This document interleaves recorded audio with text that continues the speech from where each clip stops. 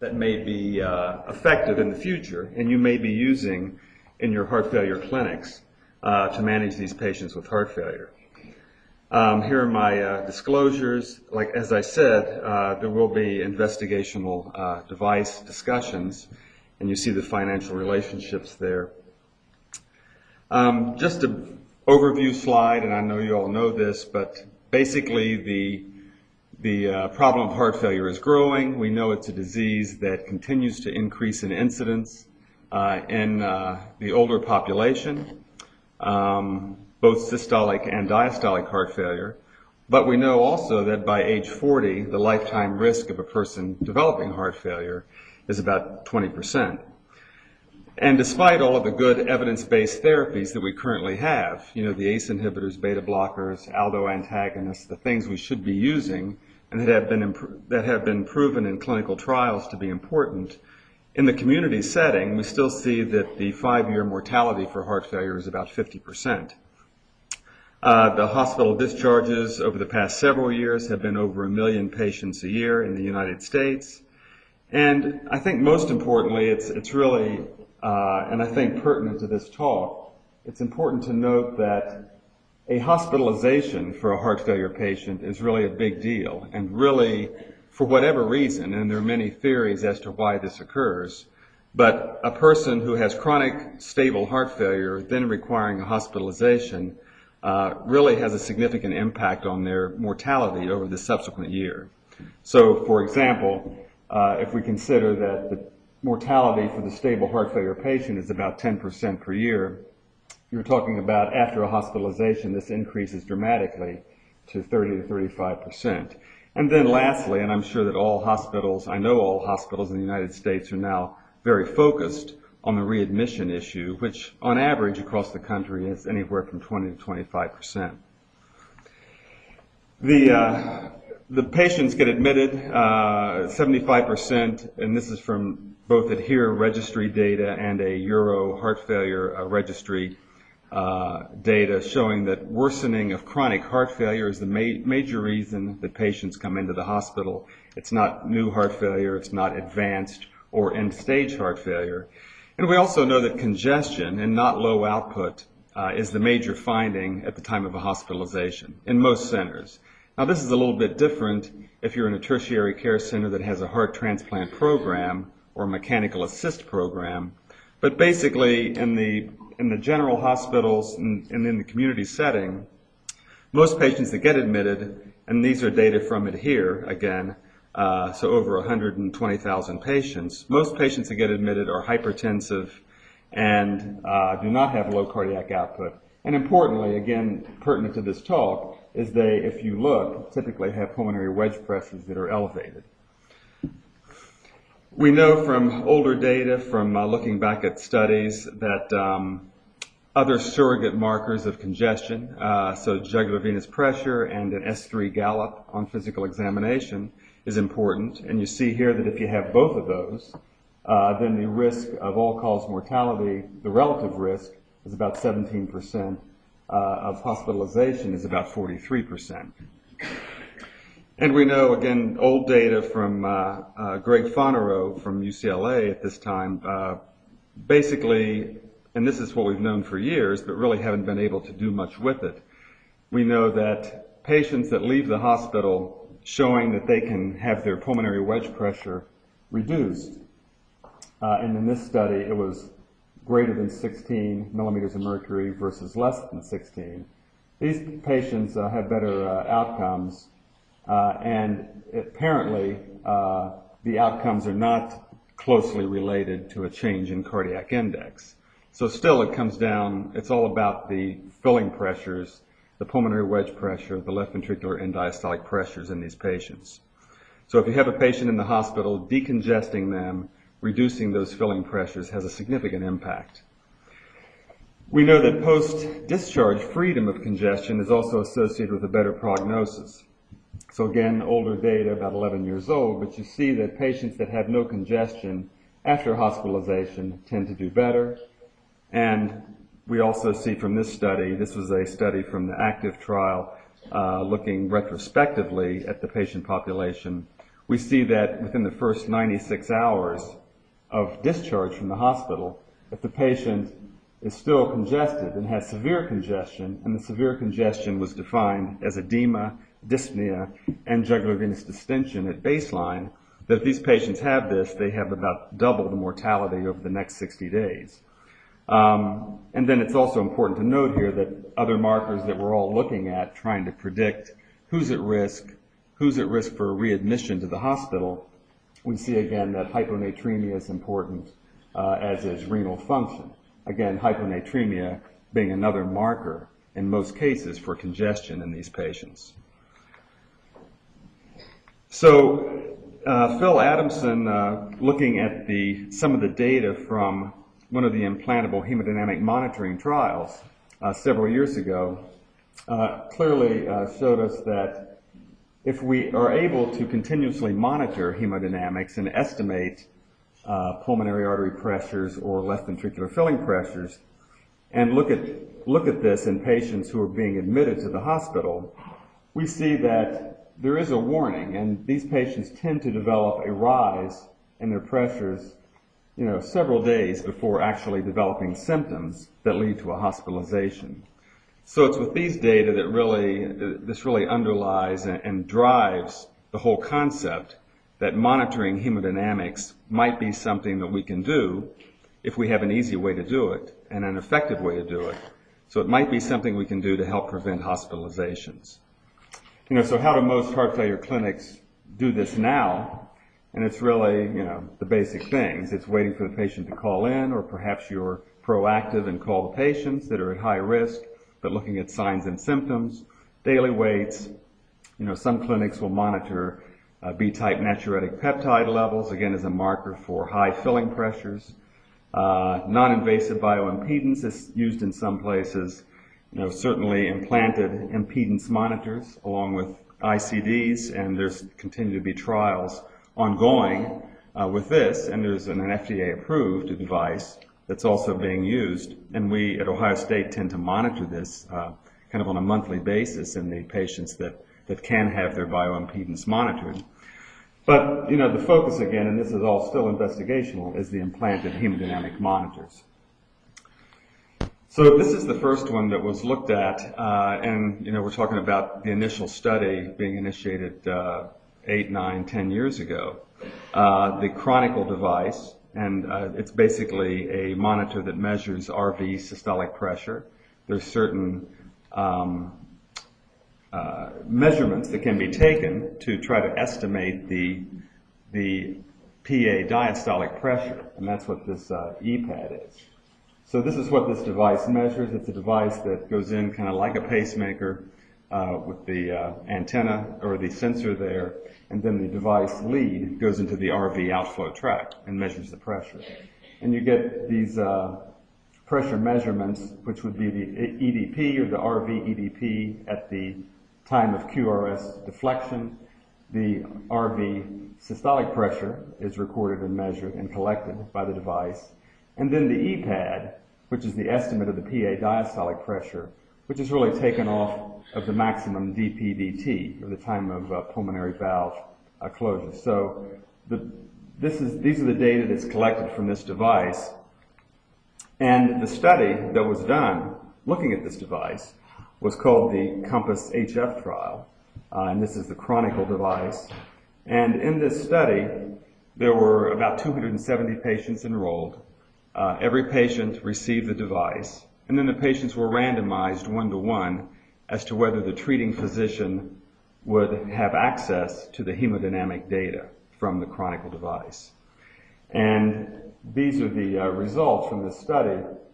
The IHM group is the group where the physician was able to see hemodynamics, and the patients otherwise were treated exactly the same.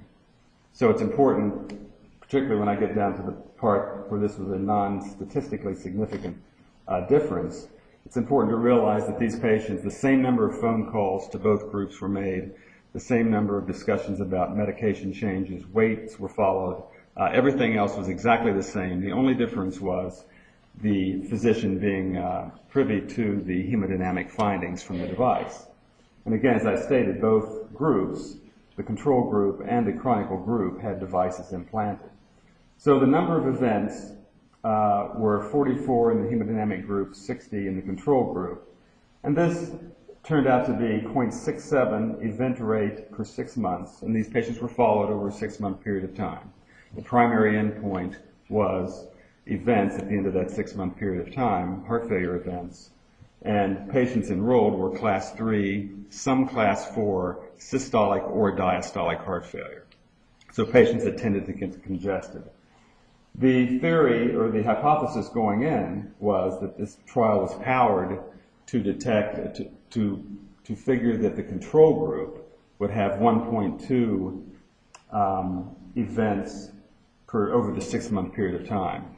As it turned out, it was 0.85 compared to 0.67 for the hemodynamic monitoring group. Again, a 21% reduction, but this didn't reach statistical significance.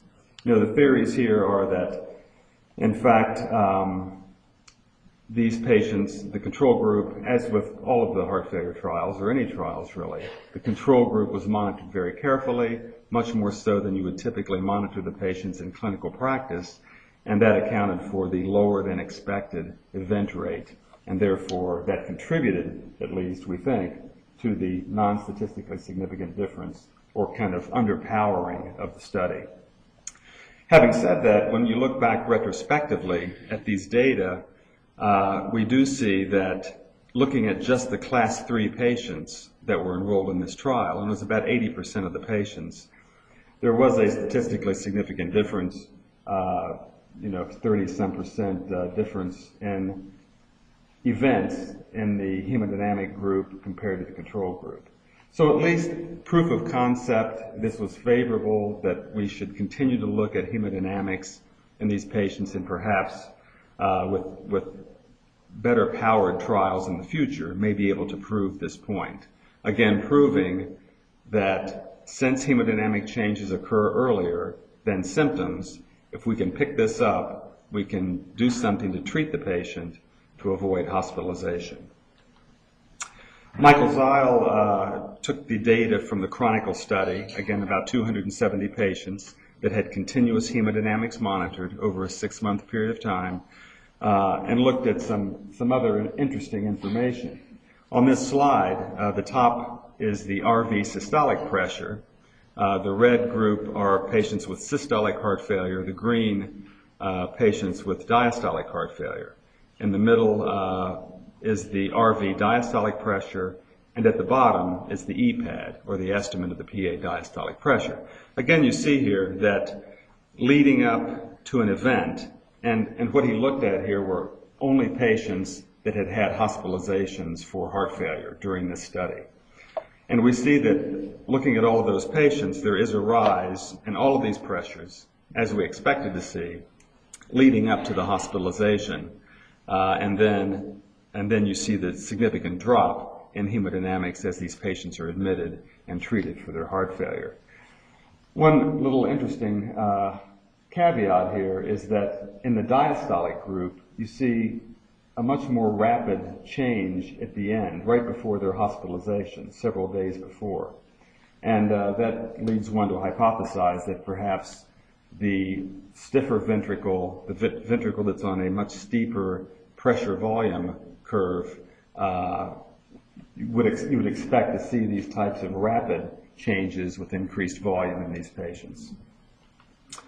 When you look back again at HEAR data, this is from Lynn Stevenson, published last year, again looking retrospectively at the information, we see that patients who had an EPAD of less than 25 millimeters of mercury, so an estimated wedge pressure of less than 25 millimeters of mercury, had a much better freedom from heart failure events than patients who had EPADs greater than 25. And this was looking at the continuous hemodynamic data. So not just resting data, but data that was collected 24 hours a day, 7 days a week. And then she also showed us that regardless of the resting hemodynamics in these patients, if you make an important improvement in filling pressures, then you may significantly impact events. So for example, the high to high group is a patient, and we're talking about the cutoff here is 25 millimeters of mercury for the wedge pressure, or the EPAD. If you look at high to high, that's basically a resting initial EPAD of greater than 25 millimeters of mercury. And over the next 6 months, greater than 50% of their readings were over 25 millimeters of mercury. So not surprisingly, this was a significant risk group, as was the group that started low, under 25, and went to high. Again, the patients who were high to low, or low to low, had the better outcomes. So I think, again, data like this supporting the concept that we can aggressively manage these patients. If we understand their outpatient hemodynamics, we can perhaps make a difference in the events. Another device that is being looked at and currently under being looked at in clinical trials is this one, which is really, as opposed to estimating the PA diastolic pressure, this device directly measures left atrial pressure. So here you see this is the antenna that's implanted, the device, and here you see a close-up of this, little nitinol rings that stabilize the device in the septum. The device has to be inserted across the interatrial septum and directly via the pressure sensor here, which is about 3 millimeters, measures and continuously can record left atrial pressure. The HeartPOD system, as it's called, has this patient advisory module. And the module is kind of a modified PDA. And basically, when the device is implanted, the antenna is implanted, the patient can put the PDA over the antenna and power the system with atmospheric reference and basically record and store telemetry from the left atrium. So not only do you get the exact left atrial pressure here recorded on this device, but you also get good waveforms. If the physician wants to go back and look at the A and V waves or whatever's going on specifically with a given patient, they can do that. The other important point of this is that the PDA can instruct the patient. So the physician actually loads, via the computer, loads information to the patient on this PDA, and we call this dynamic treatment. So basically it instructs the patient on medications, other things that they might do based upon what their left atrial pressure is. So here you see it warns the patient, or tells the patient that it's time for a checkup. They can check off if they're having symptoms at all. And then it will give a left atrial pressure reading. In this case, 24.1. It will give certain non-pharmacologic instructions. And again, you plug in whatever you want to tell the patient for a given reading. And then, more importantly, I think it gives you medication changes that you want to make at that time. So you kind of plug this in up front, kind of akin to managing diabetes for patients. This may be a way in the future that heart failure is managed. And it's, again, dynamic treatment changes that's downloaded on this device. Here's an example of a 25-month left atrial pressure trend plot in a case from one of the studies that's recently been reported. And as you see, the open, well, you don't know this, but the open circles are morning readings and the dark evening, or vice versa. But anyway, readings are taken twice a day from the patient. And then the dark line is kind of the slow-moving plot or slow-moving average of these readings over time.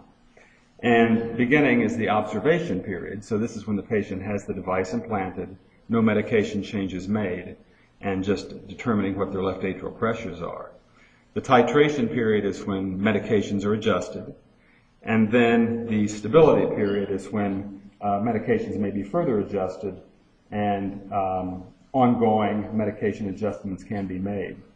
In this particular case, and one of the reasons we show this is that, I can't remember the reason, but beta blockers at this point were held. You see the change in hemodynamics or left atrial pressure at that time. You see when beta blockers were reinstituted, and again, kind of a leveling off and stability of the patient's hemodynamics. There was a study, and this was reported in Circulation last year, but called homeostasis. But this was a study, and these are data from the study showing the cumulative left atrial pressure distribution of these patients. So again, here we see the observation period and the titration period curve kind of overlaps. But then importantly, the green squares here denote the stability phase for the whole group of patients, the 36 patients. And in this study, there was about if you look at the 20 millimeters of mercury reference point, there was about a 59% drop in pressures from observation titration to stability. So again, a good response. And this was associated with, when you look back at the information, with in this group, with about a 30%, I believe, increase in ACE inhibitor or ARB dosing, and about a 40% increase in beta blocker dosing. So what this showed us that if the physician had knowledge of left atrial pressures on a continuous basis, they might tend to be more aggressive in managing the typical evidence-based medical regimen for heart failure. This is another way of looking at this. These are the observation and stability data, the observation in pink and stability in green.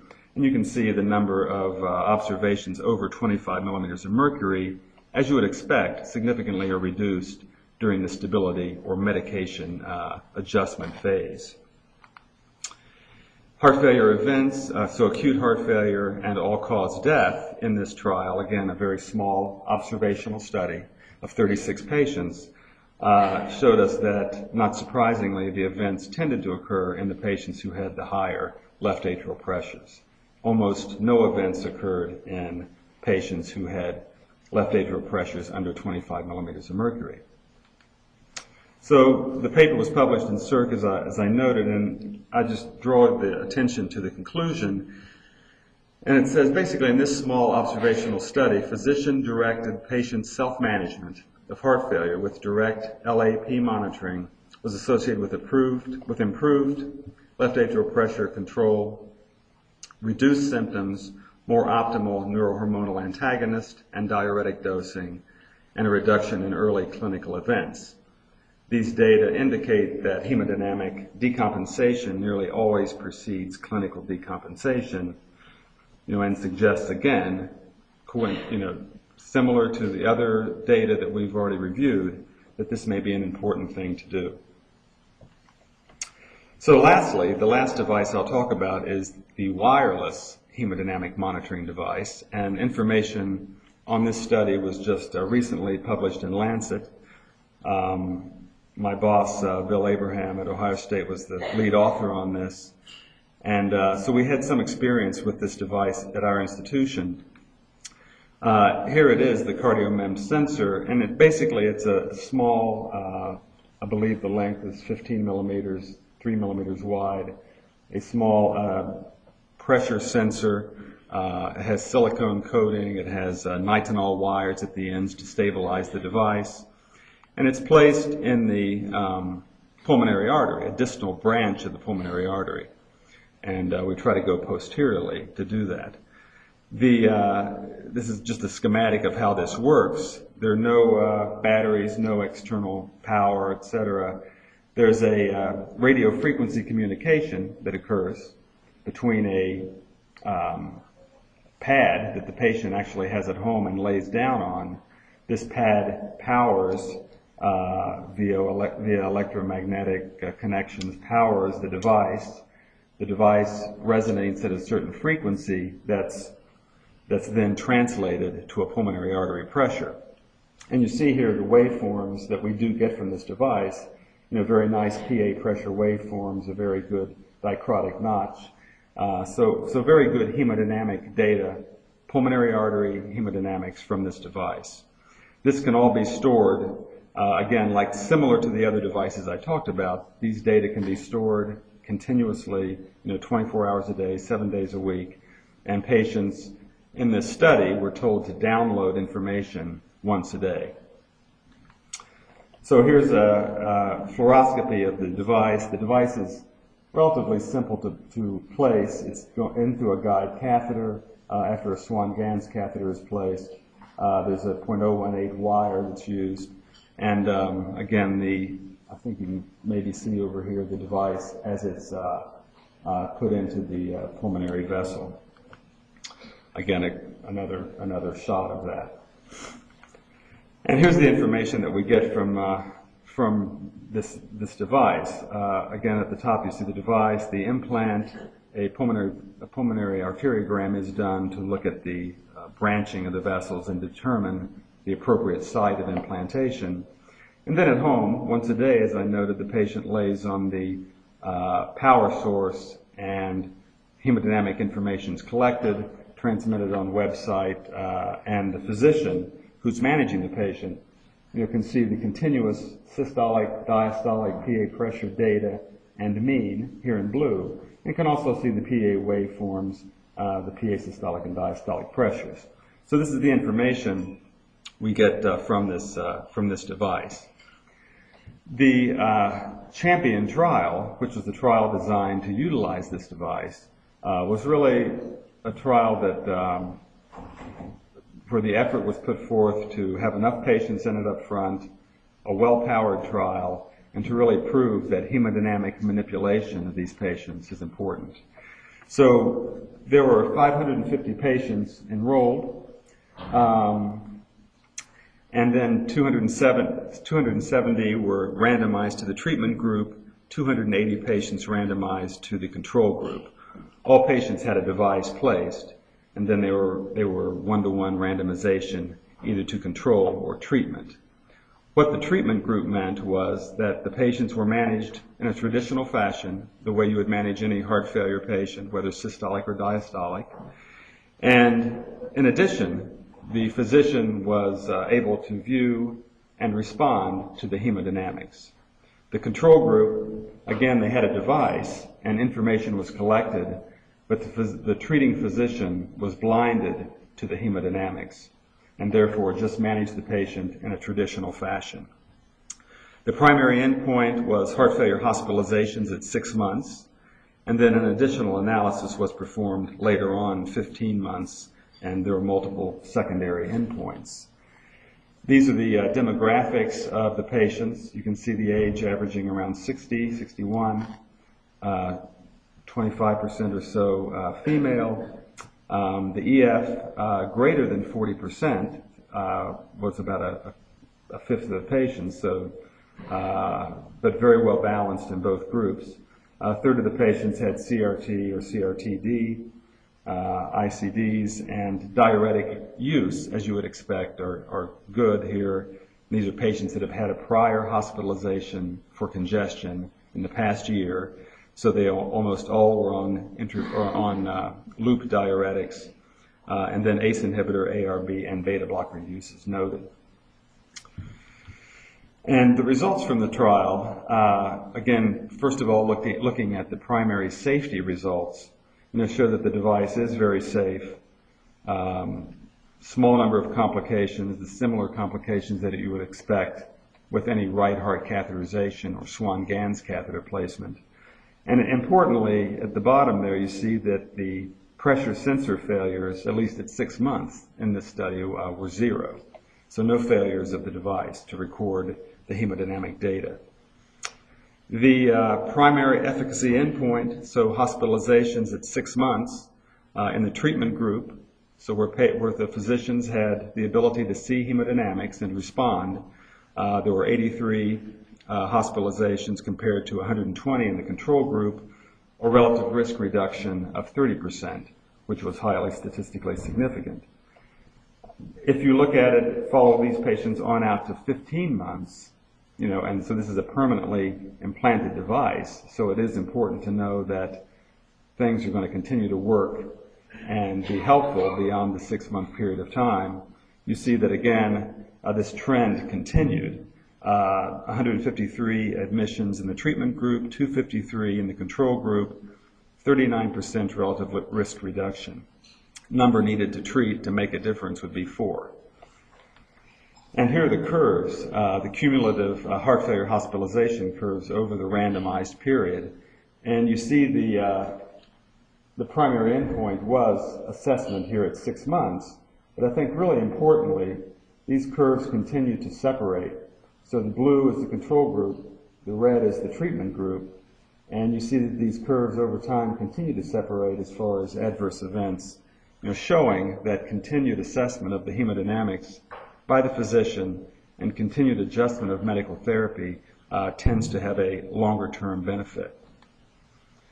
And it was important to show this because it really supports the whole hypothesis that in the control group, the patients that where the physician did not have knowledge of hemodynamics, there was very little change in PA pressure over time.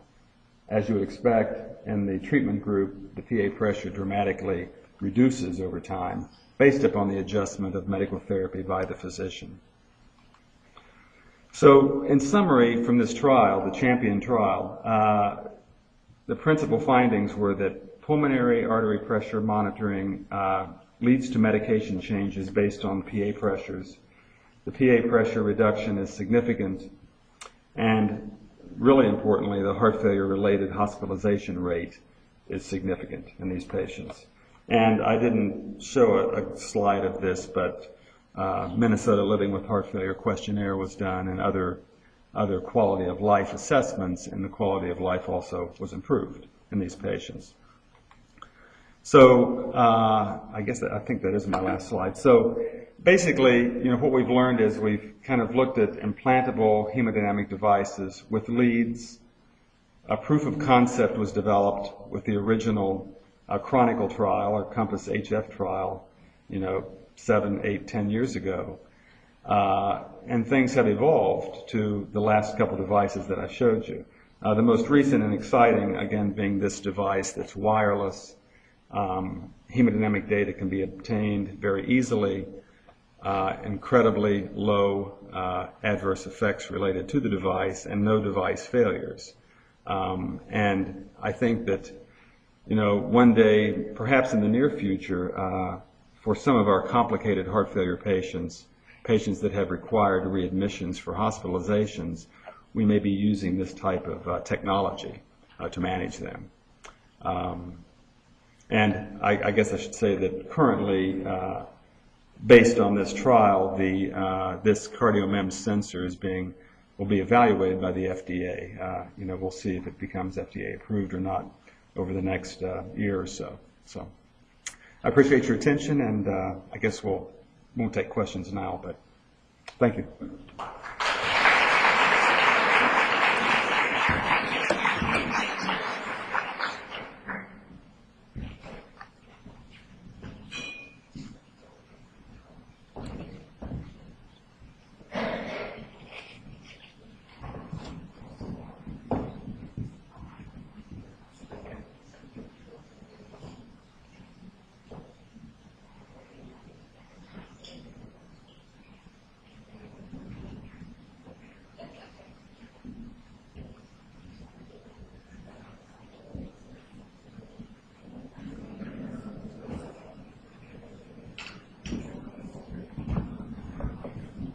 Next we have Untitled Chapter.